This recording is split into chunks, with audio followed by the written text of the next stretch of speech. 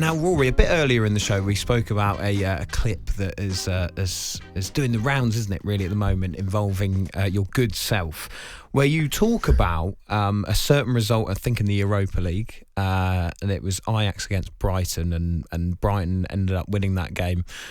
Really good result for them. But it was a result that really irks you. Can you just explain a bit about what you meant by all of that, and what you meant by the way you spoke about Brighton as a two-bob club? Yes, okay, Ollie. Look, what happened was I used that particular result, which happened to be a Brighton fixture against an iconic football team like Ajax, to suggest that there is a problem in football, that football is broken, that the money sloshing around in football is having a detrimental impact on the game. And the reason that I'm saying this is because formerly great football clubs, such as Partizan Belgrade, such as Benfica, such as Ajax, are no longer great. And the reason that they're not great is because there is an imbalance of money on these shores. The Premier League, when people have a go at me about this, they constantly say to me, you protested the Super League, but now you're in favour of one. And I'm suggesting that I'm not at all. I'm suggesting that the Premier League is grossly unjust. The Premier League is, in fact, a Super League. And the Super League that is the Premier League is creating a situation where formerly great teams of Europe cannot compete with us. So a couple of things. So firstly, the last Champions League final was between a German team and a Spanish team. And also, I think it's firstly unfair on Brighton to call them two bob. They've earned their place in that European competition by beating some of the best teams in English football as well. So Brighton deserved to take on a team. But that was like never my point, Ollie. People have flagged this to me a lot. They constantly say football is a meritocracy. If they've earned their right to be there, I absolutely agree. They have earned their right to be there. But I never contested should they be there.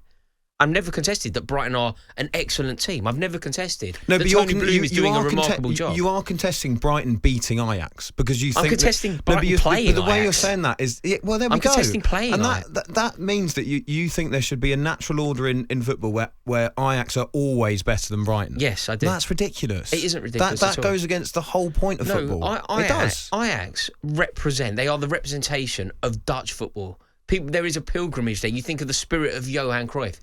There is nothing about Brighton, literally nothing. And the fact that they can compete with Ajax, and in fact beat Ajax, just shows you that the money swishing around the Premier League is a problem. And do you know where we saw this? I think any club should have the right to take on any other club. They should. You know when Ruud van Nistelrooy was managing, there was a time where his PSV team were on course to potentially win the Eredivisie. And do you know what happened in that summer? In that January, Premier League teams came over spraying our disgusting money all over his team and took his two forwards. They dismantled his team by just going, we've got more money than you. Chelsea took Noni Madueke, and I think it was Liverpool took Cody Gakpo. Suddenly, Ruud van Nistelrooy has been building this team, this Dutch side that was going to compete. And suddenly, also, our money just went, no, you're not doing that. So the other thing is... That's a problem. But you speak about this as if it's a completely new thing. This has happened loads within the last few decades as well. You remember AC Milan visiting Fratton Park, 2-2 draw. You can go back as far, and you'll disagree with this because, I'm literally a Newcastle fan, but I'm saying, there were nights when Newcastle were beating Barcelona. You've got to let those clubs build their own heritage. You've got to let them become a club that is constantly in Europe. You cannot compare what Newcastle United represent to football compared to what Brighton and Hove Albion represent to football. Come on. I have no issue with Newcastle United playing in Europe, and that Asprilla hat-trick was unreal, right? And there've been more iconic moments. I remember Craig Bellamy scoring in Holland, right? Newcastle United, though, they have pedigree. They have prestige. But why? Yeah, but this is the problem. You have to let a club like Brighton try and build that pedigree. No, otherwise, what is the point in football? The problem so for them to go and have a famous night where they beat Ajax should be celebrated. No. It shouldn't be looked down on. No, but it's ridiculous. Also the reason that Brighton are doing it, it's also a problem that they're doing it at the expense of clubs in this country that should be doing it. So, but they've earned their right to be there. No, I know. Yeah, they're a good football team, but that's all they are. They have a good 22 men at the team. There's no history, there's no heritage, there's no real support to talk about. There's no history of good support. I bet if we talked about Derby County and Nottingham Forest, you would sit there and go, yeah, but hold on, Forest have won 2 European Cups and Derby have a great base of support. But when Brian Clough was taking over those sides, they were provincial sides, they were local sides. Not comparable. They had a big basis of support. They've always, like the baseball ground. But it was a similar situation to a club, and he built them up to be champions and to be clubs that took on big teams in Europe. And that should be the basis of football. It should.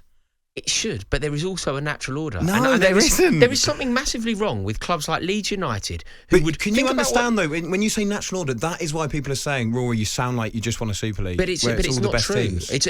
I'm not saying teams. Heritage clubs matter, though. Do you know why it matters? And do you know why it's so important? When you go to football, when you are making that pilgrimage to Stamford Bridge, if we're playing Brighton, going to that game is a chore. It matters nothing. There's no history to the fixture. There's no away support to talk of. When Leeds United come to Stamford Bridge, it matters. You've got a spring in your step. You're out early. You're going down the ground. Like, it really matters. And the reason it matters is because of the history. It matters to Brighton fans, though. It matters to Brighton fans. Brighton have living no rivalry the best, with Chelsea. It's the best time in their club's history. Yeah. And those fans should be able to celebrate that. Okay, it matters to Brentford fans who were going down to Stamford Bridge and winning every time they went there. This is interesting when you say it matters to their fans. Yeah, again, it might matter to their fans. But let's talk about their fans. Who are they? Who are these people in the Amex? Who are they? Because they're not Brighton fans. Oh, a lot of them are, Rory. 5,000 of them are, because that's what they were getting in the Withdean. That's what they were getting. It's not 5,000 They had an 8,000 capacity ground that they didn't sell out. They will have followers that they have built up by their own success as well. They will have been so successful in recent years that they will have built their support. So fans that used to support Arsenal that are now Brighton fans. And that's fine. That's not proper football. Local people who live in like the privileged surrounding areas of Lewes, who once supported Arsenal, moved to the coast and now want a Brighton season ticket, they're not football fans. I don't care about them. They're not proper football fans. Right, if you went around the Amex and you went, okay, who do you support? Have you ever been to the Withdean? You'd have half a dozen people put their hands up. They're not these people that have gone there. I guarantee you, they're Arsenal fans, they're Liverpool fans, they're Chelsea fans that live near Brighton. Yeah, but if they want to then choose to support a team, surely that's a good thing for Brighton. It's a growth of a club. Do you not think it's sad to see a club as insignificant as Brighton doing well, whilst we have teams like Leeds, Sheffield Wednesday, Sheffield United languishing in the lower divisions? I think that you have to respect clubs and what they've earned and what they've built. You can respect the manager. You can respect the team. It's disrespectful to a club like Brighton. They're good footballers. They're good footballers, but the club mean nothing. Let them build themselves until they mean more, though. And either way, it doesn't matter because they mean the most to their own supporters. That's the main point here. Yeah, but it's disrespectful to those supporters too. Would you rather see Leeds, Sheffield Wednesday and Sunderland in the Premier League at the expense of Brighton, Brentford and Bournemouth? Sunderland? No, I'm joking. But do you understand that? Do you agree with me? I understand what you're saying. I understand what you're saying. The Premier League would be a better place if we had Leeds and Sheffield Wednesday in it. Going away to Hillsborough would be brilliant. Yeah, going away to the Amex is a chore. Those clubs need to, and I think even their own supporters would agree. They have to earn their right to be in the. But that's never my. This is a straw man argument that people keep saying to me. They've earned it. It's a meritocracy. You get into the Premier League by absolutely. I know that's how they do it. Do you accept though that you do have a snobbery towards some of those clubs? Do you accept that there is a snobbery there towards a Brighton and a Brentford? I think I do. I think I openly and passionately do, in fact. But do you see what? Do you know why it's interesting? Leeds United as a club. I'm a Chelsea fan. I'm a Chelsea fan, generationally a Chelsea fan. It's in my blood to despise Leeds United. It's in my blood to know that Leeds United are the enemy. It's in my blood to sing every time I go to Stamford Bridge. You sing every week about hating Leeds, right? To the Dambusters. Like, that's what happens. Sing about the cup. Hate Billy Bremner, that's who we are. That matters. So as much as I don't like Leeds and it's in my blood to dislike them, I want them in the Premier League because it matters. They're relevant.